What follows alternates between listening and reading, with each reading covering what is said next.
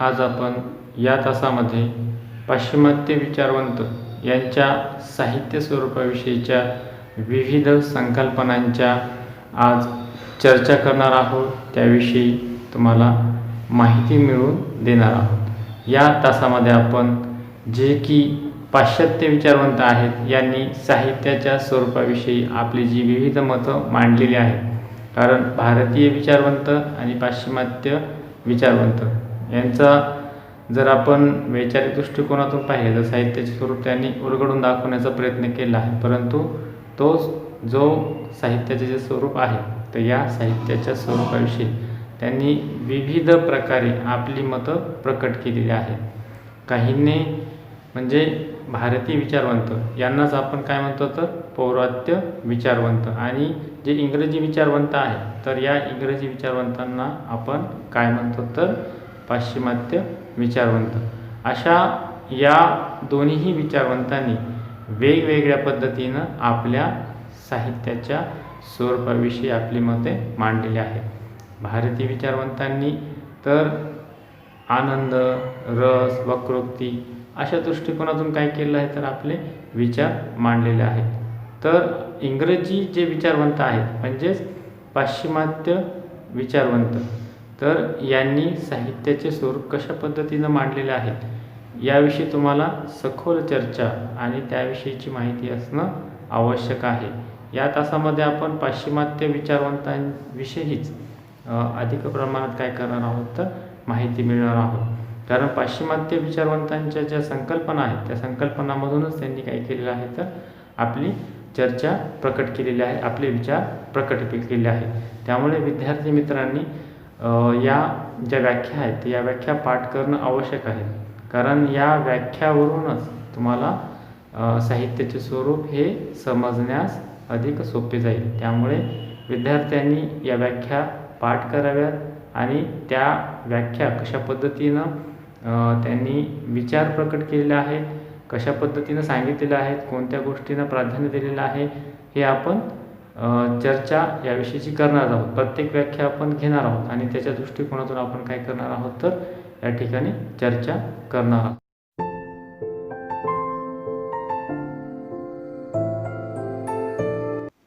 पाश्चिमात्य विचारवंतांनी आपल्या महत्त्वाच्या व्याख्या मांडलेल्या आहेत आणि त्या दृष्टिकोनातून त्यांनी आपल्या साहित्याचे जे स्वरूप आहेत ते विविध गोष्टींना अनुषंगून उपयोगात आणलेले आहेत आणि त्याच्याविषयी त्यांनी काय काय मत मांडलेले आहेत हे आपण एक एक व्याख्येने पाहणार आहोत।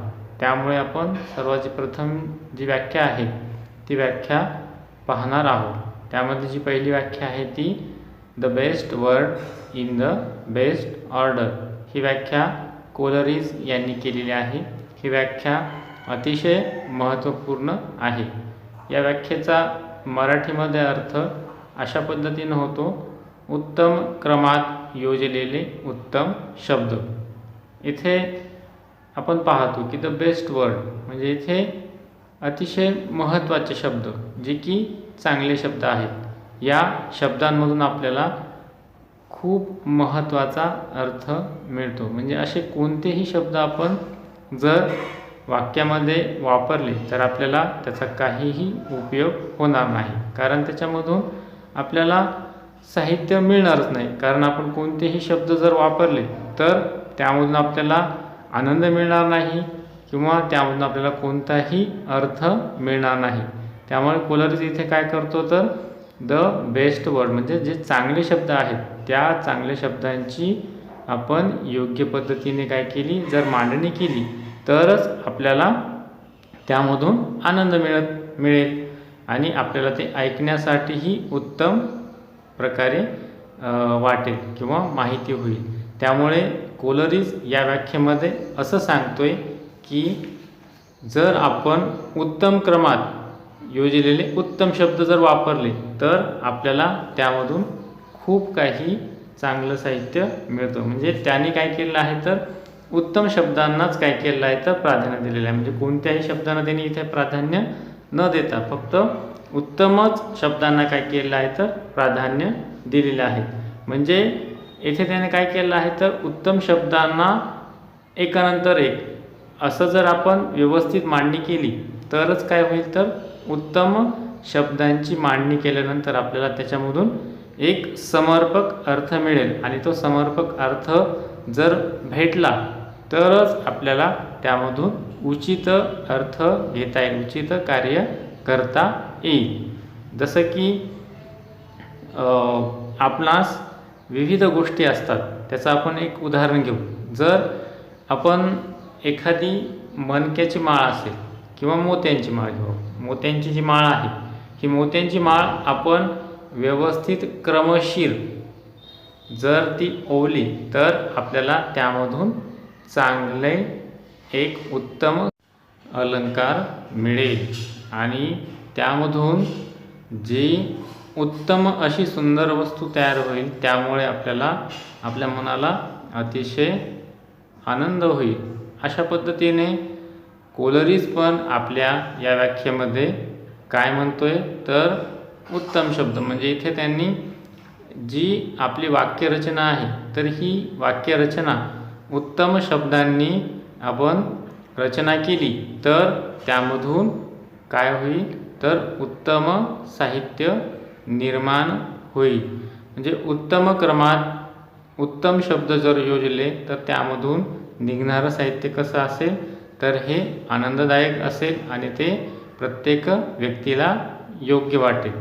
याच्या विरुद्ध जर आपण विचार केला तर आपण साहित्यामध्ये किंवा वाक्यामध्ये समजा एखादं वाक्य घेतलं तर त्या वाक्यामध्ये आपण शब्दांची योजना जर व्यवस्थित केली नसेल, जसं की असं झालं होतं, धचा मा केला होता म्हणजे धरून आणा ऐवजी मारून आणा असं झालं होतं. त्यामुळे शब्दांच्या जर योग्य रचना जर झाली नसेल तर वाक्याचा अर्थ बदलतो आणि त्या शब्दामधला जो गूढ अर्थ आहे तो गूढ अर्थ पण समजत नाही.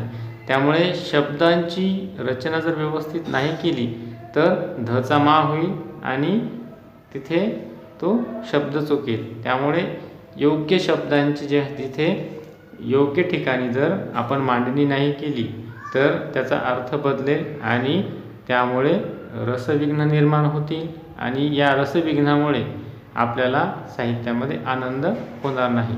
येथे आपल्याला जे कोलरीजने जी व्याख्या सांगितलेली आहे तीच व्याख्या अतिशय समर्पक आहे, कारण त्याने उत्तम शब्दांना काय केलेलं आहे, तर प्राधान्य दिलेलं आहे. त्यामुळे साहित्यामध्ये उत्तम शब्दांची जर आपण रचना केली तर आपल्याला त्यामधून उत्तम साहित्य मिळेल असं कोलरीज येथे सांगतोय. त्यानंतर दुसरी जी पाश्चात्य विचारवंतांची व्याख्या आहे त्यामध्ये त्यांनी असं सांगितलेलं आहे की the language of the imagination and the passion ही व्याख्या हॅझलिट या पाश्चात्य विचारवंतांनी मांडलेली आहे. त्याचा मराठी अर्थ पण असं आपल्याला सांगता येईल की कल्पना आणि विकार भावना यांची भाषा म्हणजे काव्य.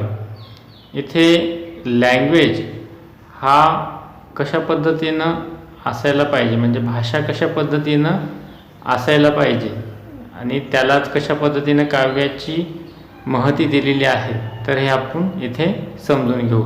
इथे इमॅजिनेशन आणि पॅशन या दोन गोष्टींना काय केलं आहे तर महत्त्व दिलेलं आहे. म्हणजे या दोन गोष्टीमुळेच भाषा ही काव्य म्हणून ग्राह्य ठरते.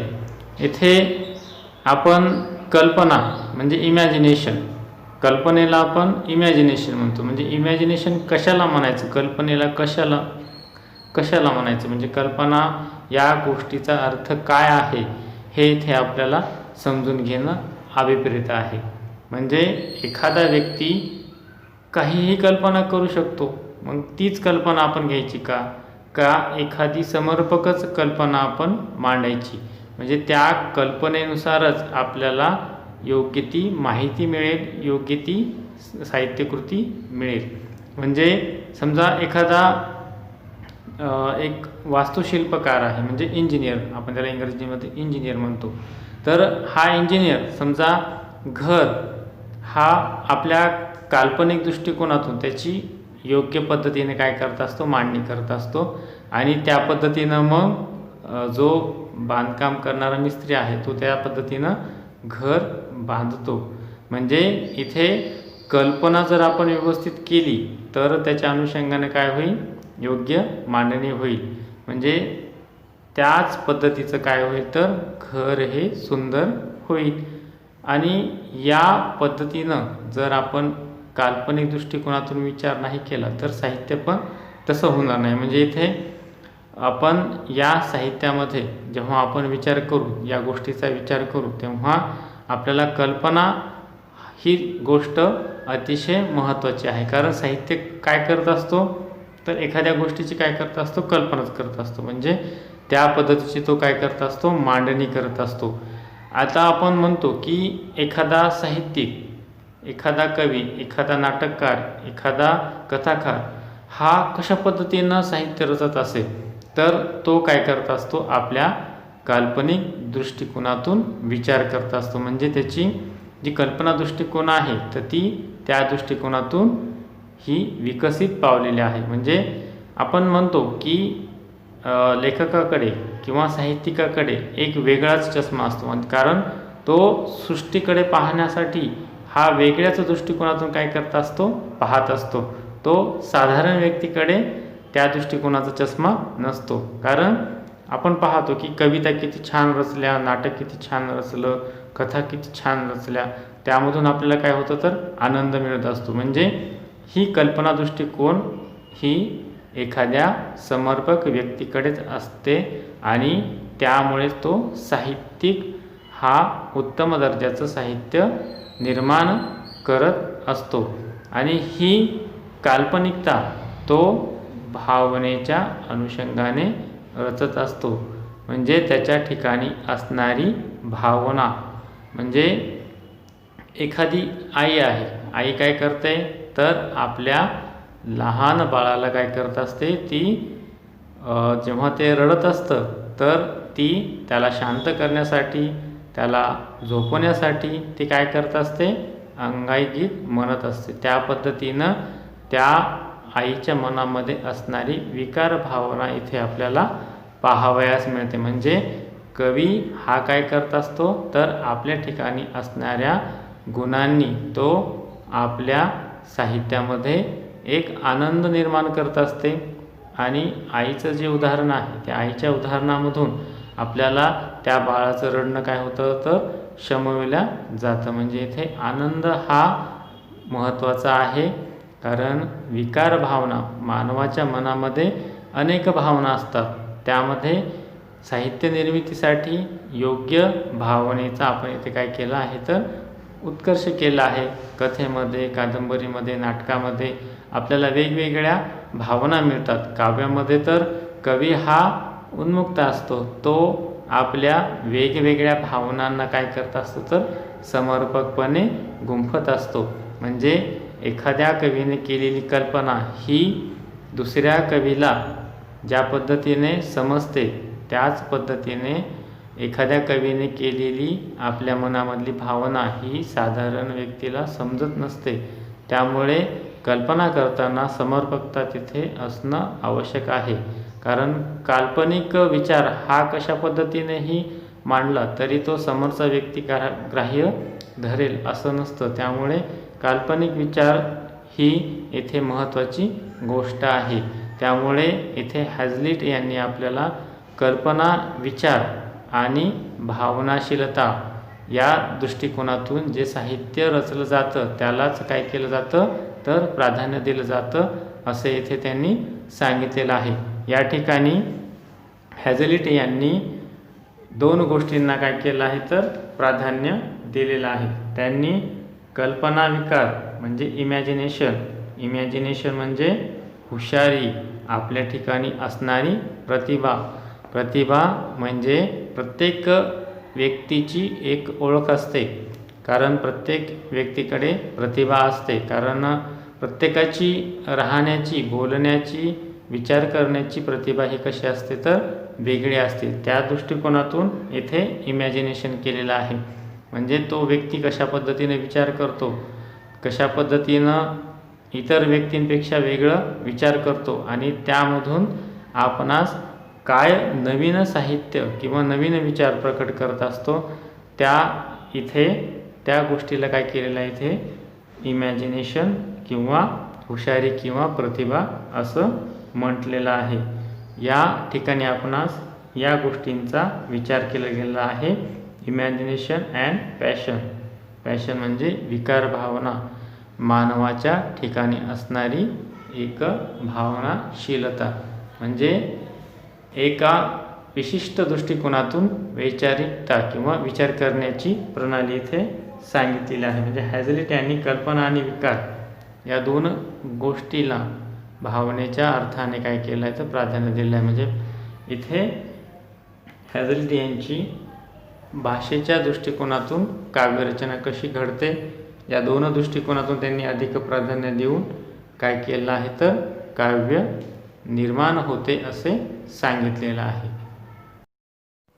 त्यानंतर पुढील या व्याख्येमध्ये असे सांगण्यात आले आहे की the most delightful and perfect form of utterance that human word can reach. ही व्याख्या मॅथ्यू एर्नॉल्ड यांनी सांगितलेली आहे. त्याचा मराठी अर्थ विचार आणि भावना यांच्या अभिव्यक्तीचा मानवी शब्दांना शक्य असलेला आनंददायक व उत्कट प्रकार म्हणजे काव्य होय. मॅथ्यू एर्नॉल्ड. या व्याख्येमध्ये आपणास असे सांगितलेले आहे की मॅथ्यू एर्नॉल्ड हे या व्याख्येमधून असे म्हणतात की विचार आणि भावना यांच्या अभिव्यक्तीचा जो उत्कर्ष असतो, कारण मानव हा विचारशील प्राणी आहे. आता प्रत्येक विचार हे प्रत्येक मानवाला उत्कट किंवा सौंदर्यपूर्ण वाटणार नाही, कारण त्याच्यामध्ये सुख दुःख असे वेगवेगळे भाव असतात. आणि सुखाच्या क्षणी जर दुःखाचे विचार जर प्रकट केले तर ते समर्पक ठरणार नाही.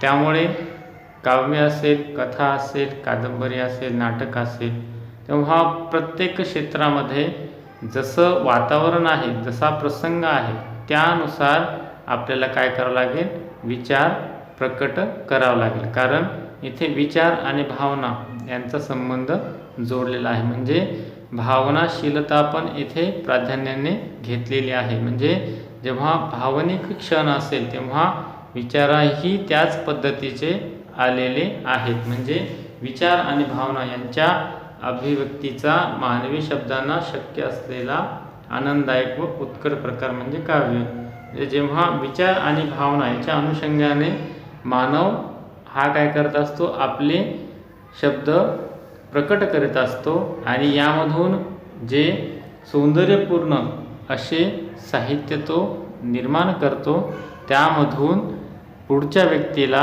आनंद मिळत असतो. आणि याच प्रकाराला त्यांनी काय म्हटलेलं आहे तर काव्य म्हटलेलं आहे. आता कवितेत विचार असतात, मग कवितेमध्ये लयबद्धता असते, आकर्षकता असते. तसं शास्त्रामध्ये फक्त विचारच मांडलेले असतात. म्हणजे इकडचं साहित्य जर आपण पाहिलं साहित्य विचारामध्ये, तर साहित्य विचारामध्ये फक्त आपल्याला विचार तर असतात असं म्हणून नाही चालणार, तर इथे विचारही असतात आणि भावनाही असतात. म्हणजे इथे भावनेलाही प्राधान्य आहे. परंतु शास्त्रामध्ये तसं नसतं. शास्त्रामध्ये फक्त समर्पक गोष्टींना, विचारांनाच काय केलं असतं तर प्राधान्य दिलेलं असतं.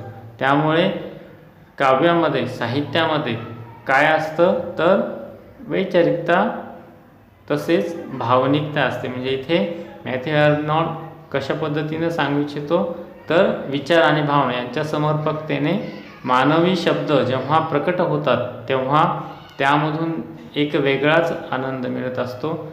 या आनंदालाच काय म्हटलेलं आहे तर मॅथ्यू एर्नॉल्ड यांनी काव्य म्हटलेलं आहे, असे आपल्यास या व्याख्येनुसार सांगता येतं. त्यानंतर आपण पुढची व्याख्या पाहणार आहोत. Poetry is the musical thought. ही व्याख्या कलाईन यांची आहे. या व्याख्येचा मराठी अर्थ पुढील प्रमाणे सांगता येते. लयबद्ध विचार म्हणजे काव्य. ही व्याख्या कलाईन यांनी सांगितलेली आहे. या व्याख्येमध्ये त्यांनी विशिष्ट गोष्टीला भर दिलेला आहे, तो म्हणजे म्युझिकल थॉट अर्थात लयबद्ध विचार. म्हणजे लयबद्ध विचार या दृष्टिकोनातून काय केलं आहे तर कलाईन यांनी आपली व्याख्या, आपला विचार मांडलेला आहे. तो म्हणतोय की जर काव्यामध्ये लयबद्ध विचार मांडले तरच त्यास काव्य असे म्हणावे. आता काव्य म्हणजे काय असं जर प्रश्न पडला तर त्यांनी लयबद्ध विचारालाच काय म्हटलेलं आहे तर काव्य म्हटलेलं आहे. आता म्युझिकल थॉट म्हणजे ज्याच्यामध्ये रिधम आहे, लय आहे, ताल आहे, अशाच साहित्याला त्याने काय म्हटलेलं आहे तर काव्य म्हटलेलं आहे. म्हणजे आपण जर एखादी कविता निर्माण केली तर त्या कवितेमध्ये जर फक्त शब्दांचीच रेलचेल असेल, नुसते शब्दच असतील, तर ते समोरच्या व्यक्तीला ऐकण्यासही आनंददायक नसतील आणि समोरच्या व्यक्तीचा जो आनंद आहे तो आनंद कमी होईल. जर त्यामध्ये आपण लयबद्ध विचार किंवा लयबद्धता आणली तर ते जे काव्य आहे तर ते काव्य लयबद्ध होईल, त्यामध्ये रिधम निर्माण होईल, ताल निर्माण होईल आणि जे आपण कविता म्हटलेली आहे तर त्या कवितेमध्ये यमकाची मांडणी केली तर ते काव्य समोरच्या व्यक्तीला, श्रोत्याला ते कसे होईल तर ते अतिशय आल्हाददायक होईल, आनंददायक होईल आणि ऐकण्यासही त्याला आनंद वाटेल, रोमांचकारक वाटेल. त्यामुळे त्याच्यामध्ये त्याचा रस निर्माण होईल आणि ते कानासही आल्हाददायक वाटेल.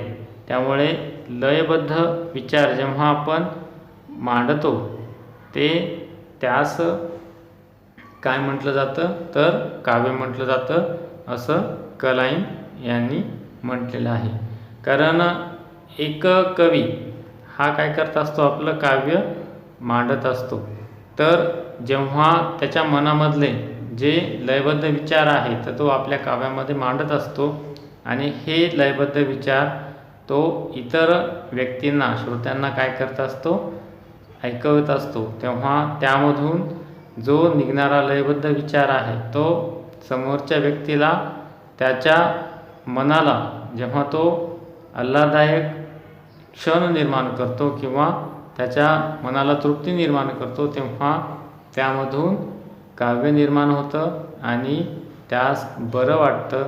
अशा दृष्टिकोनातून इथे कलाईन यांनी काय केलं आहे तर लयबद्ध विचाराची मांडणी केलेली आहे, असं आपणास इथे सांगता येतं. त्यानंतर पुढची जी व्याख्या आहे तर ही व्याख्या म्हणजे the rhythm creation of beauty.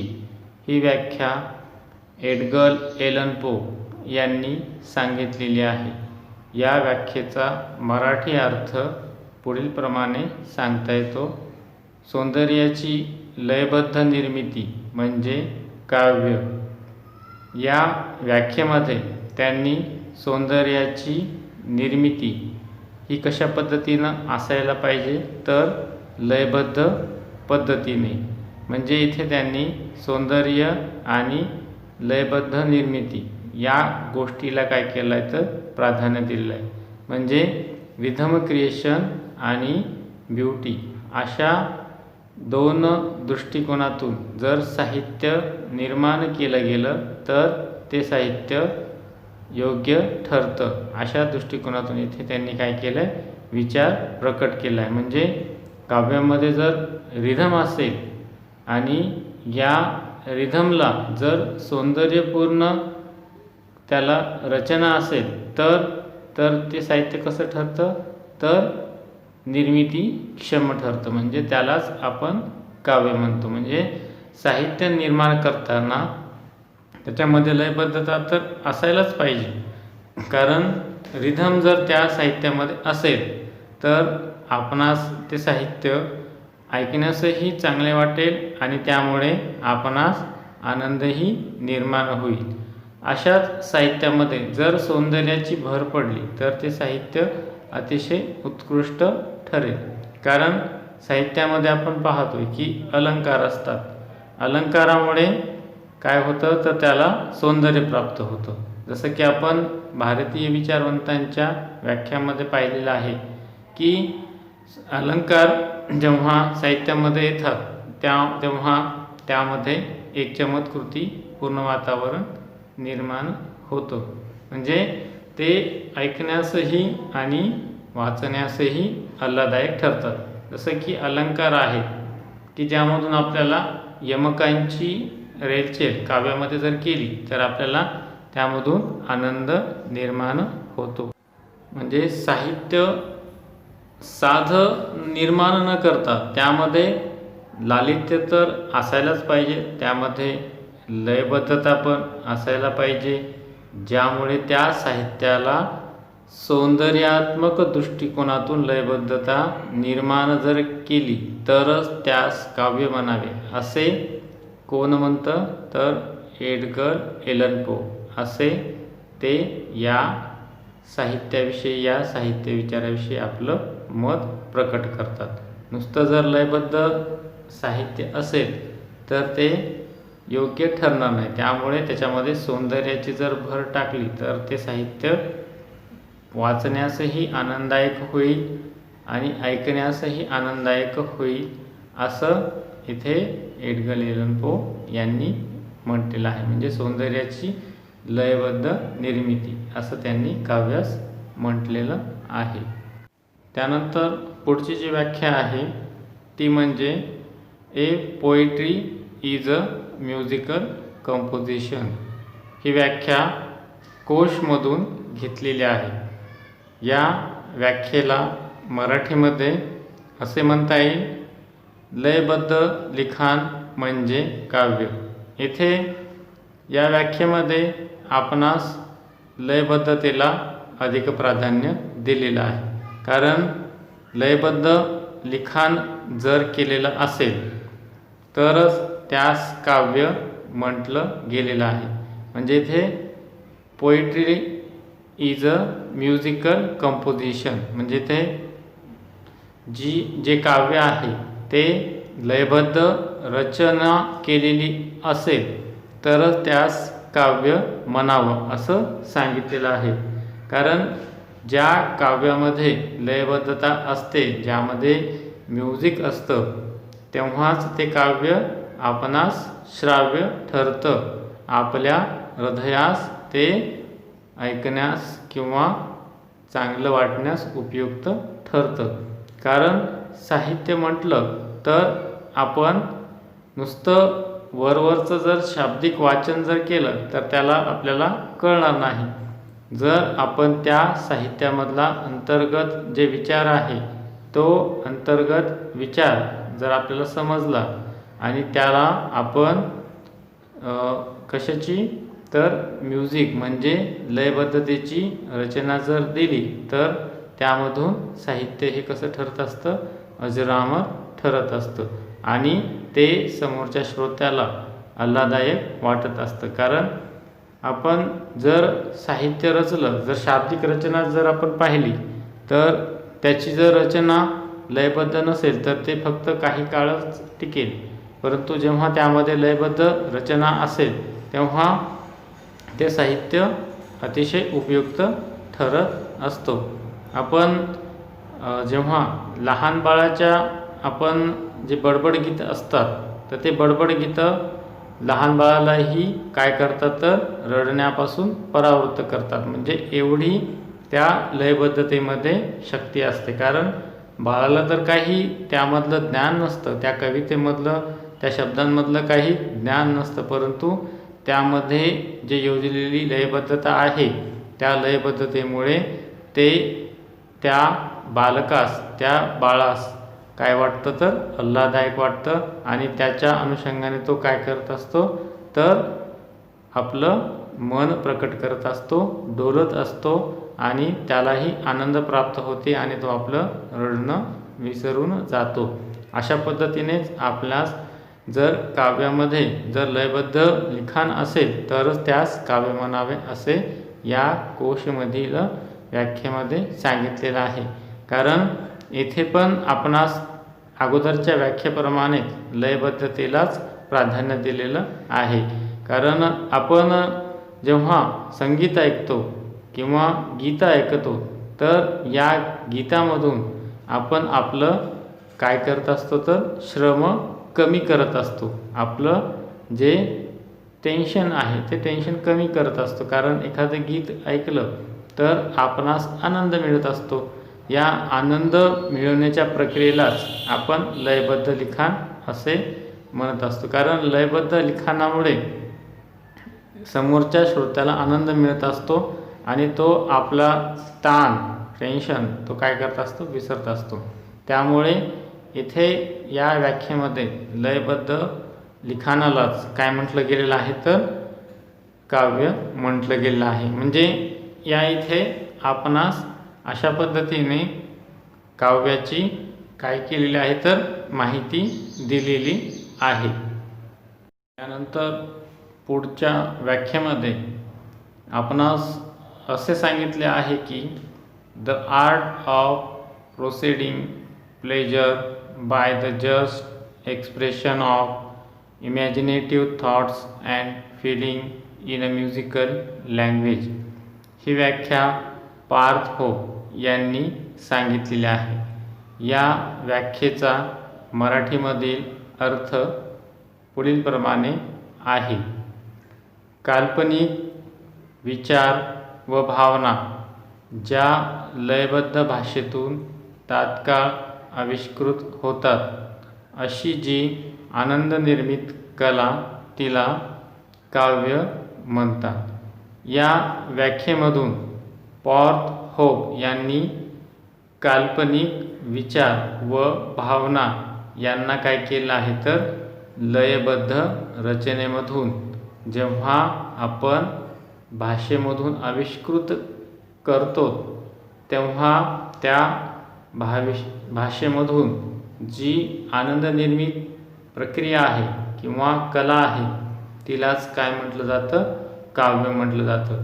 Parth hope यांनी या व्याख्येमधून आपणास काल्पनिक विचार व भावना यांचं काय केलं आहे तर लयबद्ध दृष्टिकोनातून विचार सांगितलेला आहे. म्हणजे इथे त्यांनी काल्पनिक विचार मांडलेला आहे, कल्पना या दृष्टिकोनातून विचार मांडलेला आहे. म्हणजे पार्थ होप हे काल्पनिक विचारांनाही प्राधान्य देतात, भावनेलाही प्राधान्य देतात आणि लयबद्धतेलाही ते प्राधान्य देतात. म्हणजे अशा तिन्ही दृष्टिकोनातून त्यांनी काय केलं आहे तर या व्याख्येमध्ये आपला विचार प्रकट केला आहे. आणि या तिन्ही गोष्टींच्या माध्यमामधून निर्मितीमधून जेव्हा ते भाषेमध्ये आपण उपयोजन करतो तेव्हा त्यामधून निर्माण होणारे जे साहित्य आहे तर हे साहित्य अतिशय आनंद निर्मितीक्षम होते आणि तेव्हाच त्या साहित्यास त्या कलेस काय म्हटलं जातं काव्य म्हटलं जातं असं पार्थ होप यांनी आपल्या या व्याख्येमधून सांगितलेलं आहे. कारण त्यांच्या या व्याख्येमध्ये काल्पनिकतेला अधिक प्राधान्य दिलेलं आहे. म्हणजे काल्पनिकता नुसती कोणतीही काल्पनिकता नसून जेव्हा साहित्यिक हा आपल्या कल्पना विश्वामधून जेव्हा आपलं साहित्य किंवा आपले साहित्य विचार हे प्रकट करत असतो तेव्हा त्याला भावनेचीही जोड मिळाली तर ते साहित्य भावनाशीलही होईल. जसे की सुख दुःख अशा भावनेमधून जेव्हा साहित्य जाईल तेव्हा त्याला त्याचीही आपल्याला जोड मिळेल आणि या भावनाशील आणि काल्पनिकशीलतेमधून जेव्हा त्याला लयबद्धता मिळेल, त्याला एक वेगळी चाल मिळेल, एक नवीन त्याला तंत्र मिळेल, तेव्हा त्यामुळे त्या साहित्यामध्ये आनंद द्विगुणित होईल आणि ते वाचण्यासही, ऐकण्यासही आणि वैचारिक दृष्टिकोनातूनही महत्त्वाचं ठरेल. अशा दृष्टिकोनातून पॉर्थ होप यांची ही जी व्याख्या आहे, ही व्याख्या अतिशय महत्त्वाची ठरते. कारण या व्याख्येमध्ये त्यांनी काल्पनिक विचारालाही प्राधान्य दिलेलं आहे, भावनेलाही प्राधान्य दिलेलं आहे आणि त्या अनुषंगाने त्याला लयबद्धतेचीही जोड दिलेली आहे. अशी ही व्याख्या अतिशय महत्त्वपूर्ण ठरते. त्यानंतर पुढची जी व्याख्या आहे, या व्याख्येमध्ये असे सांगितले आहे की a want for charge feeling of full imaginative. Keble यांची ही व्याख्या आहे आणि ही व्याख्या अतिशय महत्त्वाची आहे. या व्याख्येमध्ये त्यांनी अतिशय उत्कृष्टपणे आपले विचार प्रकट केलेले आहे. त्याचा मराठी अर्थ पुढीलप्रमाणे आहे. उचंबळून येणाऱ्या भावना किंवा उत्स्फूर्त कल्पना यांना मिळालेली वाट म्हणजे काव्य होय. आता या व्याख्येमध्ये आपणास असे सांगितलेले आहे की उचंबळून येणाऱ्या भावना किंवा उत्स्फूर्त कल्पना म्हणजे जेव्हा साहित्य निर्मिती प्रक्रिया मानवाच्या मानसिक प्रक्रियेमध्ये घडत असते, तेव्हा ती आपोआप नैसर्गिक पद्धतीने घडत असते. कारण साहित्य निर्माण करायला बसलं, समजा आपण एखादी कविता निर्माण करायची म्हटलं तर कविता निर्माण होत नाही. कितीही तुम्ही प्रयत्न केला तरी ती निर्माण होत नाही. एखादा कवी एखादी कविता निर्माण करण्यासाठी बसतो तेव्हा त्याला अनेक वेळ लागतात, अनेक वर्ष लागतात, तेव्हा ती कविता पूर्णत्वास येते. आणि जेव्हा तो काही करण्याच्या तयारीमध्ये नसतो आणि अचानकच त्याला कविता आठवते, म्हणजे जो लागणारा क्षण आहे तो अतिशय कमी असतो. त्यामुळे या ठिकाणी जेव्हा ही काव्यनिर्मिती प्रक्रिया घडत असते तेव्हा त्याच्या मानसिक प्रक्रियेशी निगडीत ही गोष्ट असते. आणि जेव्हा ही कविता निर्माण होते तेव्हा त्याला लागणारा जो वेळ आहे तो लागणारा वेळ हा अतिशय कमी असतो, कारण ती उत्स्फूर्त असते. कारण जेव्हा भावना या दाटून येतात, म्हणजे जेव्हा मानसिक प्रक्रियेमध्ये जेव्हा आपण बौद्धिक दृष्टिकोनातून विचार जेव्हा केला तेव्हा आपल्या मनामध्ये जे आपले अनुभव आहेत ते अनुभव हे कसे होतात तर अचानक प्रकट होतात. तेव्हा ती कविता अचानकच उत्स्फूर्तपणे आपल्याला आठवते.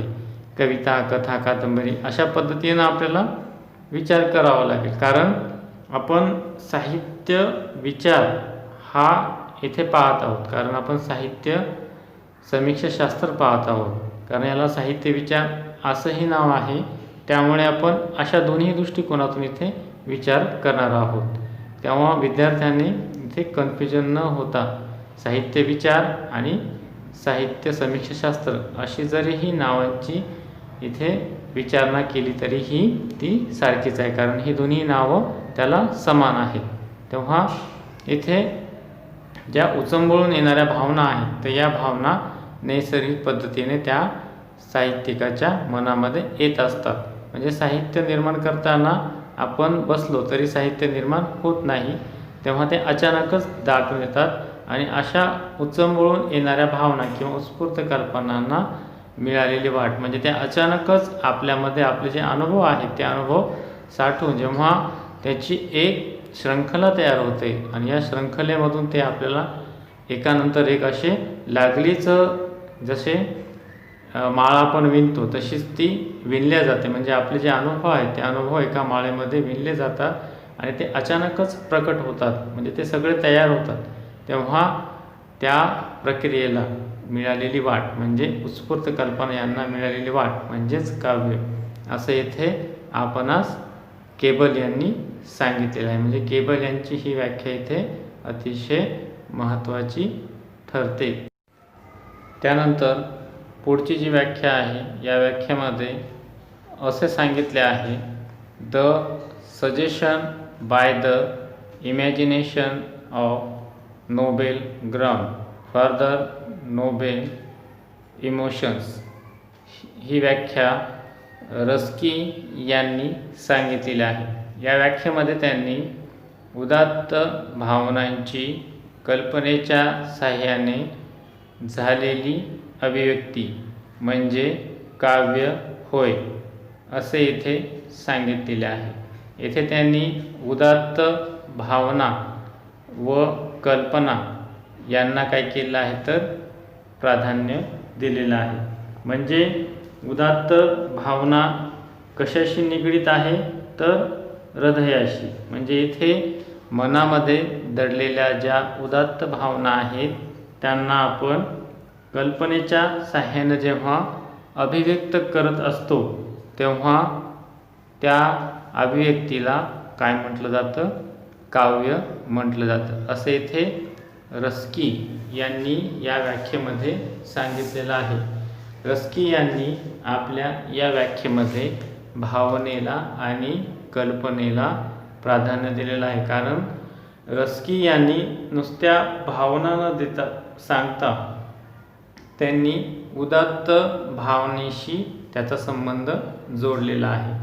म्हणजे इथे त्यांनी काल्पनिकतेला महत्त्व दिलेलं आहे, कल्पनेला महत्त्व दिलेलं आहे.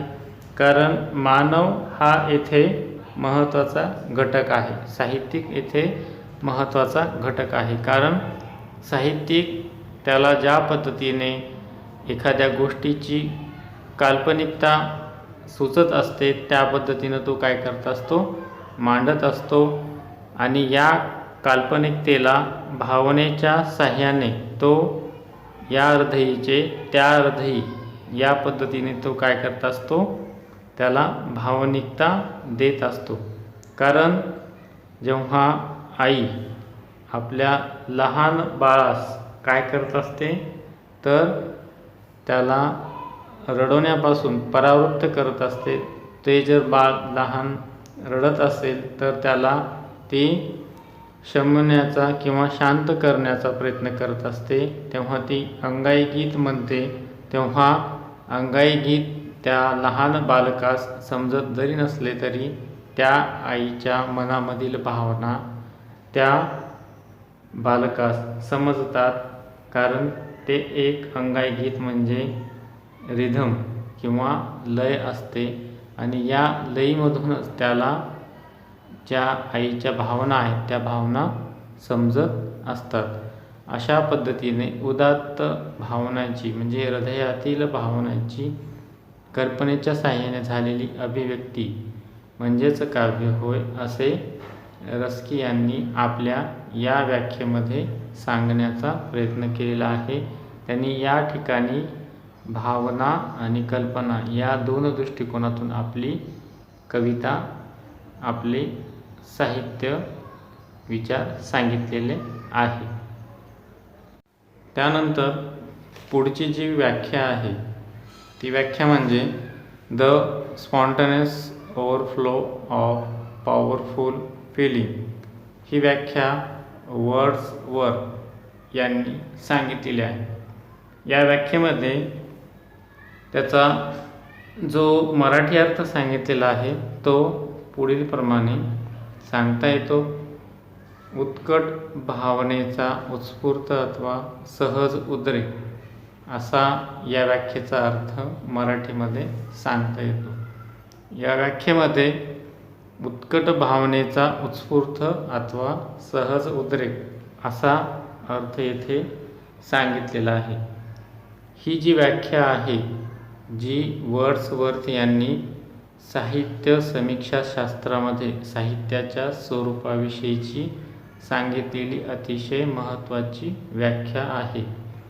या व्याख्येमध्ये त्यांनी उत्कट भावनेला अतिशय प्राधान्य दिलेले आहे. कारण जेव्हा मानवीय मनातील ज्या भावनांचा उद्रेक हा सहज न होता तो अचानकच होतो आणि त्या भावनेला तो वेळ काळ न सांगता तो अचानकच परावृत्त झाल्यामुळे जे उत्कृष्ट साहित्याची निर्मिती होते तेव्हा त्या साहित्याचा सहज उद्रेक हा होत असतो. जेव्हा एखाद्या साहित्यिकाला आपलं साहित्य निर्माण करण्यासाठी अचानक त्याला एक शक्ती सांगत असते, जी मानसिक प्रक्रियेमधून घडत असते, ती त्यास असे सांगते की आता हे साहित्य निर्माणक्षम झालेले आहे.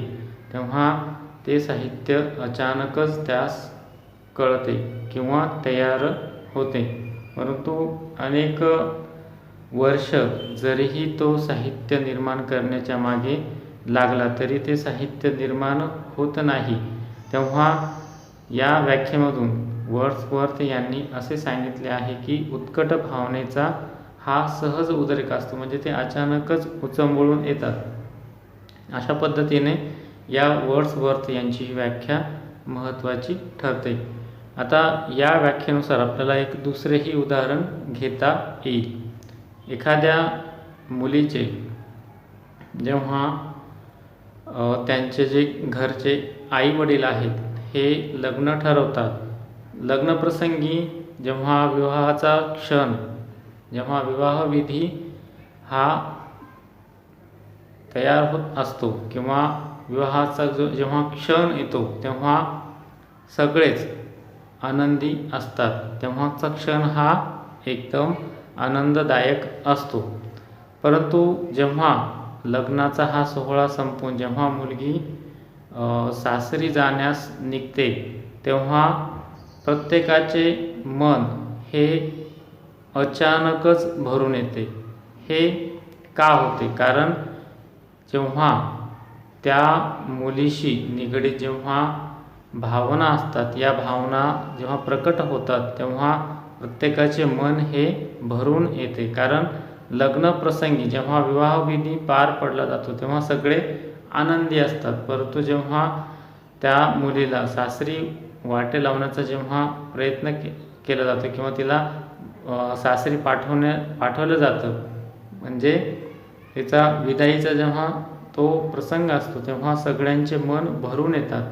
कारण हा उत्स्फूर्त आणि सहज उद्रेकाचा प्रसंग असतो. कारण त्यावेळेस प्रत्येकाचे मन हे दाटून येते. तेव्हा याच प्रकारचा इथे संदर्भ आपल्याला घ्यावा लागतो. कारण उत्कट भावनेचा उत्स्फूर्त अथवा सहज उद्रेक त्याच पद्धतीने साहित्यिकाच्या मनामध्ये होत असतं. कारण हा प्रसंगच त्याच्या मानसिक प्रक्रियेशी निगडीत असतो.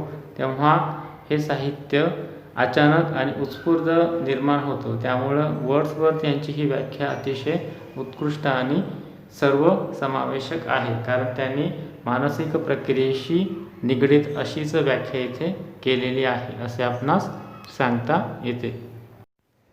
त्यानंतर आपण पुढचा जो महत्त्वाचा मुद्दा आहे, कारण संकल्पना इथे संपलेल्या आहेत, परंतु पाश्चात्यांनी ज्या महत्त्वाच्या विषयी आपली जी साहित्य स्वरूपाविषयीची जी मते आहेत किंवा जे विचार आहेत, ती त्यांनी जी नोंदवलेली मते आपण त्यांच्याविषयी एक एक मताचं काय करणार आहोत, इथे विचार करणार आहोत. कारण पाश्चात्यांनी आपल्या विविध मतांनी साहित्याचे स्वरूप काय केलं आहे तर उलगडून दाखवलेले आहे. त्यांनी यामधून वेगवेगळ्या विषयांना प्राधान्य दिलेले आहे. त्यांच्या संकल्पनामधून आपल्याला या गोष्टींची माहिती होतेच, परंतु आपण पुढील पद्धतीने त्यांनी अधिक भर कशा पद्धतीने त्या गोष्टींना दिलेला आहे,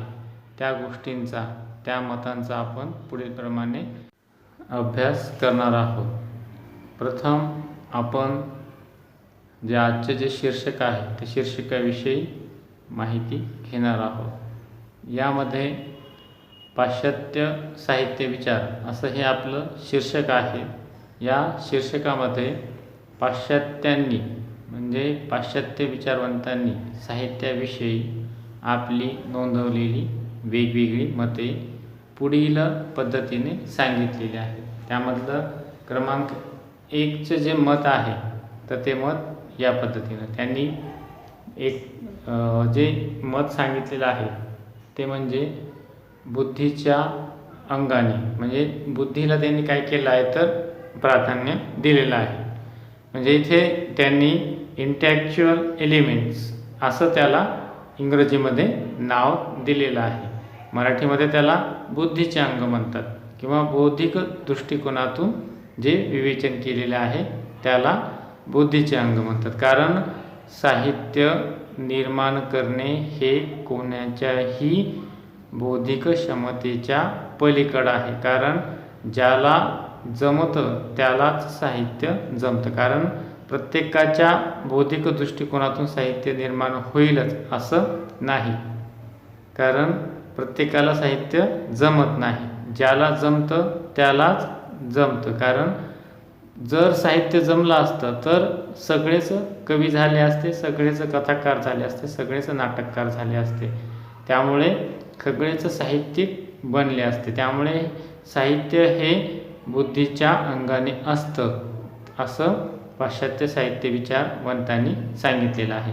कारण साहित्यामध्ये भावनेच्या अनुषंगानं साहित्य येतं, तिथे बौद्धिकतेलाही प्राधान्य असतं. कारण आपण भावनेच्या आहारी जर गेला तर ते साहित्य भावनिक होतं. म्हणजे इथे बुद्धीच्या अनुषंगाने जे चांगलं भावनिक साहित्य आहे तेच साहित्य आपल्या इथे निवडावं लागतं. कारण बुद्धीच्या अंगाने जे साहित्य असतं ते साहित्य योग्य ठरतं. कारण तिथे वैचारिकतेला, मानसिकतेला प्राधान्य त्यांनी दिलेलं आहे. त्यानंतर जे पुढचं अंग आहे किंवा जे पुढचं मत आहे तर ते म्हणजे कल्पनेचे अंग. कारण इथे साहित्यिकांनी कल्पनेच्या अंगाला म्हणजे इमॅजिनेटिव्ह एलिमेंट्सला प्राधान्य दिलेलं आहे. हे इमॅजिनेटिव्ह एलिमेंट्स बुद्धीच्या अंगानेच येतं, बौद्धिक दृष्टिकोनातूनच ते महत्त्वाचं ठरतं. कारण ज्या कल्पनेच्या साह्याने साहित्य रचत असतो त्यासाठी त्याला बौद्धिक दृष्टिकोनातील माहिती असणं आवश्यक असते. त्याला बुद्धीची गरज असते. कारण ही सगळी मानसिक प्रक्रिया असल्यामुळे त्याला विचार करण्यासाठी, त्याला कल्पना निर्माण करण्यासाठी त्याला बुद्धीची आवश्यकता पडतेच. म्हणजे काल्पनिक विचार हे कशा पद्धतीने रचायचे, कशा पद्धतीने मांडायचे यासाठी त्याला काल्पनिक विचार हे बुद्धीच्या अनुषंगानेच मांडावे लागतात. कारण कल्पना ही सर्वांच्या ठायी असते, परंतु साहित्यिकांच्या माध्यमामधून किंवा साहित्यिकांमध्ये ही जास्त प्रमाणात असते. कारण जी आपली कवी मंडळी आहे ही कवी मंडळी त्यांच्याकडे समाजाकडे किंवा निसर्गाकडे पाहण्याचा एक वेगळाच दृष्टिकोन असतो, तो सामान्य माणसांकडे नसतो. त्यामुळे त्यांची जी कल्पनाशीलता आहे, ती काल्पनिक बुद्धी जी आहे ती वेगळ्या पद्धतीची ठरते. म्हणजे इथे कल्पनेचे अंग हे बौद्धिक दृष्टिकोनातूनही महत्त्वाचे ठरते. तेव्हा पाश्चात्य विचारवंतांनी येथे काल्पनिक अंगाला काय केलेलं आहे तर प्राधान्य दिलेलं आहे. म्हणजे कल्पना ही बुद्धीच्या अनुषंगाने येते, मानसिक प्रक्रियेच्या अनुषंगाने येते. कारण जेव्हा साहित्यिक विचार करतो तेव्हा तो कल्पनेच्या अनुषंगाने आपलं साहित्य रचत असतो.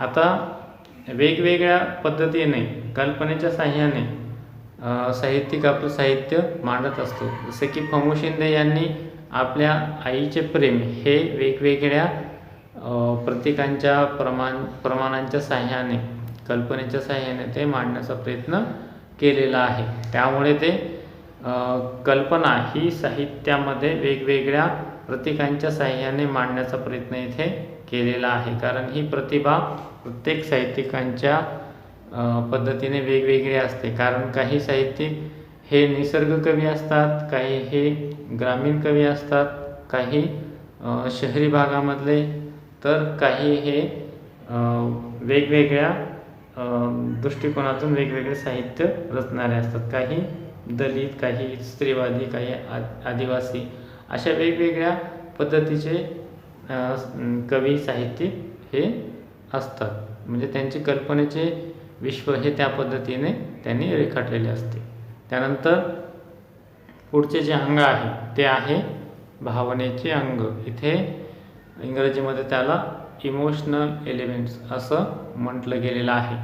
कारण भावनेचे अंग हे बुद्धीच्या अनुषंगानंच येत असतं. कारण बुद्धी जेव्हा आपल्याला सांगते तेव्हाच आपल्याला त्याच्या अनुषंगानं साहित्य रेखाटता येतं.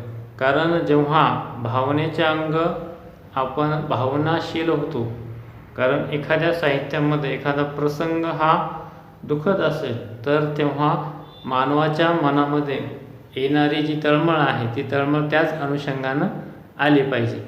समजा तिथे एखादा दुःखाचा प्रसंग आहे, तिथे आनंदाचा क्षण जर आपण तिथे काव्य करू लागलो किंवा तिथे आनंद व्यक्त करू लागलो तर तिथे ते साहित्य समर्पक ठरत नाही. तेव्हा तिथे बुद्धीच्या दृष्टिकोनातूनही आपल्याला विचार करावाच लागेल. म्हणजे भावनेचे अंग हे बौद्धिक अंगाच्या अनुषंगानेही येते असं इथे आपल्याला सांगता येतं. कारण या साहित्यामध्ये भावनेचे अंग हा पाश्चात्य साहित्य विचारवंतांनी सांगितलेले महत्त्वाचे अंग आहे. अगोदर दिलेल्या उदाहरणाप्रमाणे जेव्हा एखाद्या मुलीचे लग्न होते तेव्हा तिथे आनंद ही भावना निर्माण होते आणि तेव्हा तिचा विदाईचा प्रसंग असतो तेव्हा तिथे दुःखद म्हणजे शोकपूर्ण, कारण ती आता मुलगी दुसऱ्या घरी जाणार त्यामुळे तिथे शोकपूर्ण वातावरण असते आणि सगळ्यांच्या भावना या तिथे दाटून येतात. अशा पद्धतीने इथे जे साहित्य आहे ते भावनेच्या अंगाने इथे प्रकट केलेलं आहे.